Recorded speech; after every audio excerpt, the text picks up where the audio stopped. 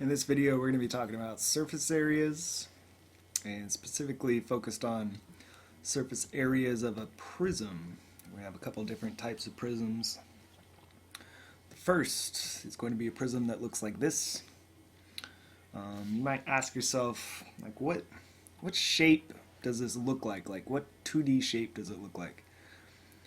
Hopefully you think it looks like a triangle of some kind. It's just more of a three-dimensional triangle. And if you can think like that, then you're going to be able to come up with the name of this prism. This prism is actually called a triangular prism. And we'll talk about a few different reasons why.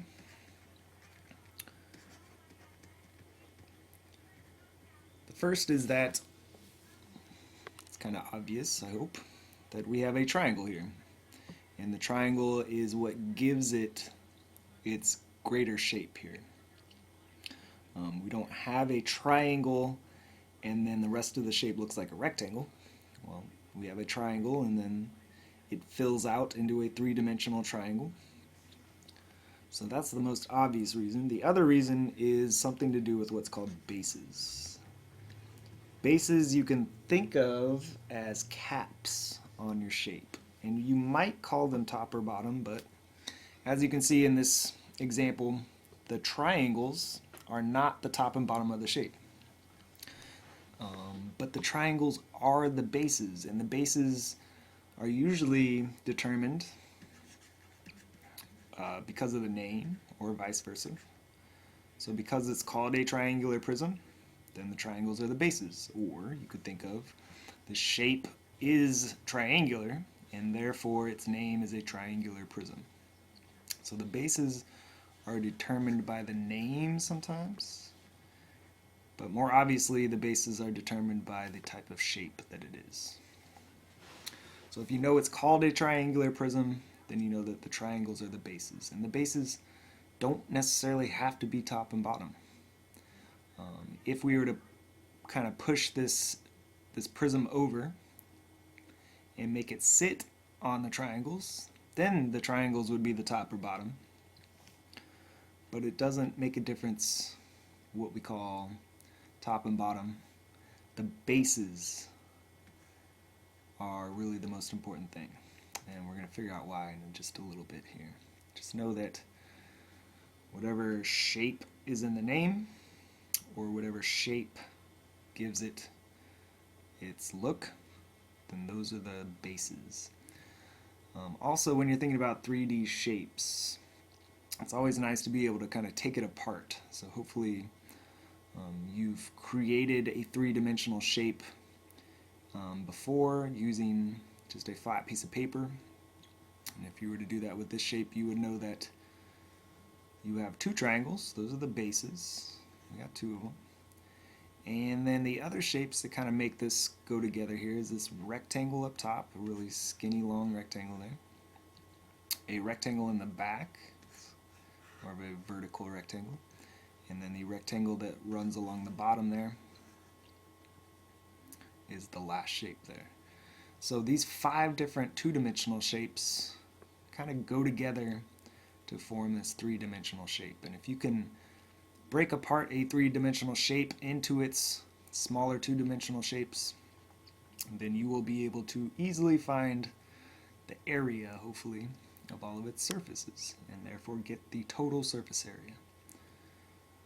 So let's talk about this a little bit more, just talk about some more pieces. Remember that bases are the main shape of our prism. So the triangles are the bases, so we have 2 triangles, we have 2 bases.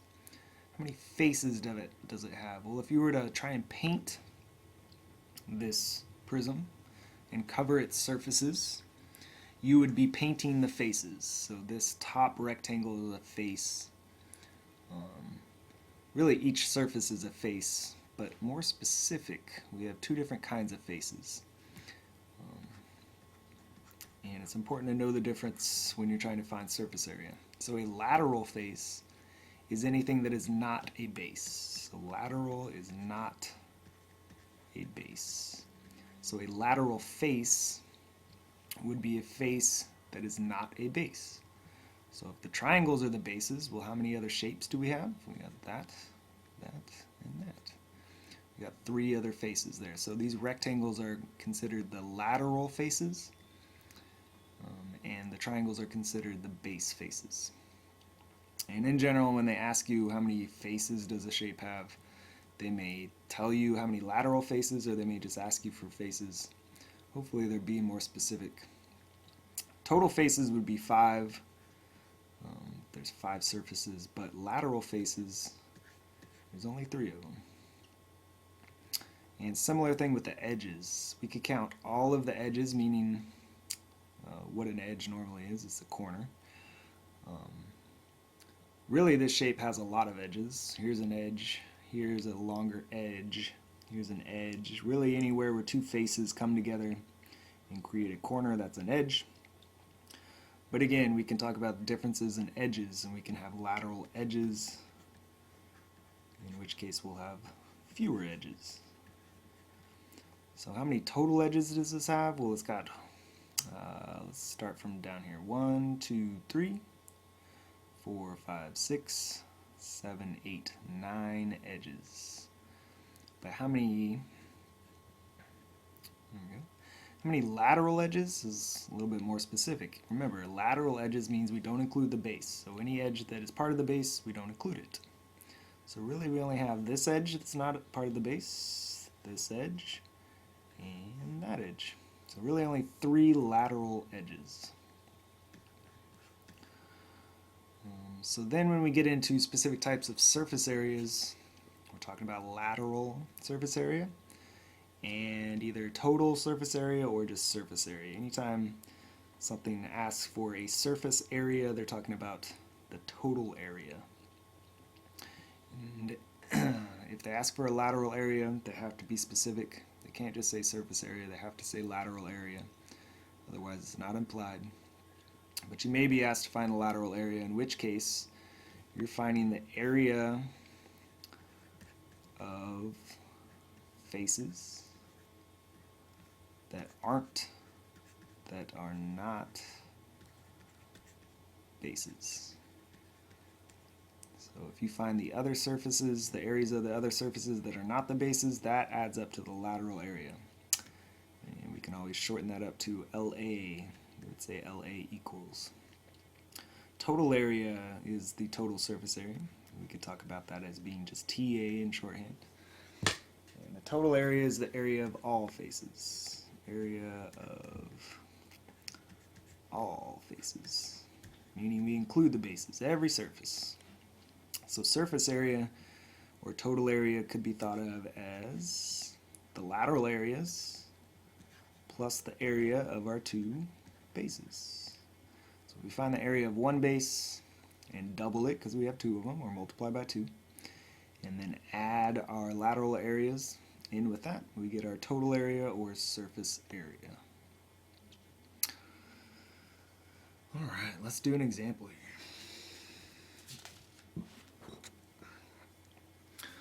Here again we got a triangular prism. Let's say that this distance right here on the triangle, or the leg of the triangle, is 3. This length is 4. And this depth length right here, how deep the 3-dimensional shape goes back in space, is 8.5. And we could use units. I don't want to complicate it just now, but we can get into units a little bit later. So again, to find total surface area and lateral surface area, there's a difference. Let's find the lateral area first. It really doesn't matter what you find first. You could find the total surface area and then subtract your bases for LA, or you could just not find your base areas and call that your LA. Either way. So what I like to tell people is just break it up into all the different shapes that make up the 3D shape, just like we did at the beginning, and then find your areas of those shapes. So we can start with our bases, it doesn't really matter. So to find the area of a triangle, it's base times height. Well, that's what we're given, doesn't matter which is which. And we divide by 2 because it's half of a square. So 3 times 4 is 12, divided by 2 is 6. So the area of one triangle, or one base, right? One base is 6. 2 bases would be that doubled, and we could say that's 12. Generally, when we're done finding the area of something, I like to circle it because I know I'm going to use it later. And that way I'm not looking at all my work, I'm just focused on my area that I found. So the base areas, are sometimes we even call that total base area, or TBA, is 12. So we'll save that for later, set it aside. Let's find the areas of our rectangles. We got 3 of them, and we're going to have 3 different dimensions. So let's focus on the bottom. Also, another thing I like to do is label my pieces, so that way if I make a mistake I can always go back and check my work and hopefully correct my mistake really easily and not have to redo the whole problem. So the bottom dimensions are 8.5, this length right here, by 4.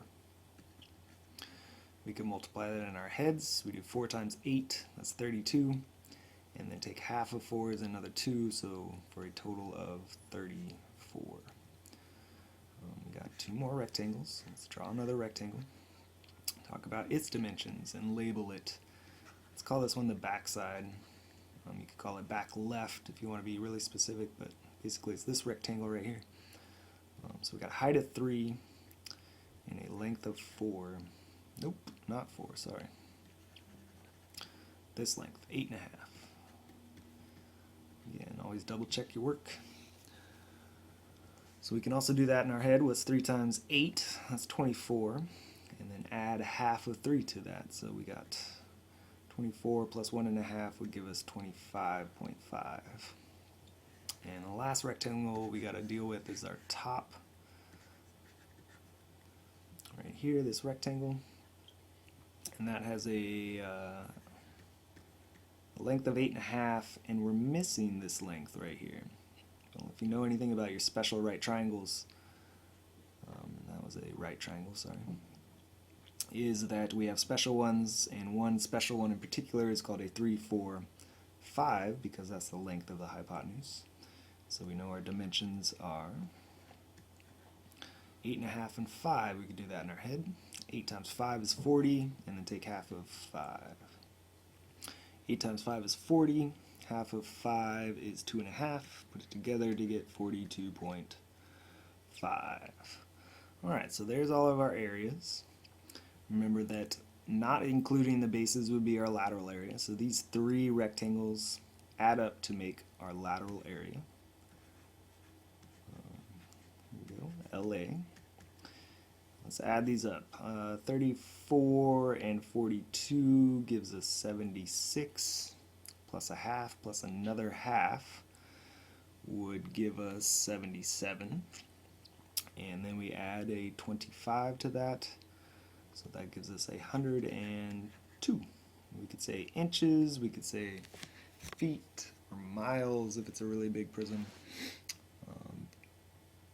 But in general, let's say that we had inches. In general, units for surface area are the same as any other area. We call them square units, and we put a little exponent of 2 above our units. And if you ever wondered where that came from, well, remember that we're multiplying a unit by another unit, which is the same as in algebra multiplying a letter by a letter. Either way, you get a square letter, or in this case, you get a square unit. So that's why units are squared in areas. Pretty much out of time in this video. The reason that I did a triangular prism is because they're a little bit trickier than, say, a rectangular prism. I just want to show you what that looks like real quick. So here's a rectangular prism. And the reason these are a little bit easier is because in a rectangular prism, we always consider the base to be whatever top and bottom is. So it doesn't matter how our prism is faced. If it's a rectangular prism, the base is always just this top rectangle and the bottom rectangle. Or if it was a cube, it would be the same thing. But again, just take it apart, find your individual areas. Do not include bases for lateral area. And good luck finding surface areas.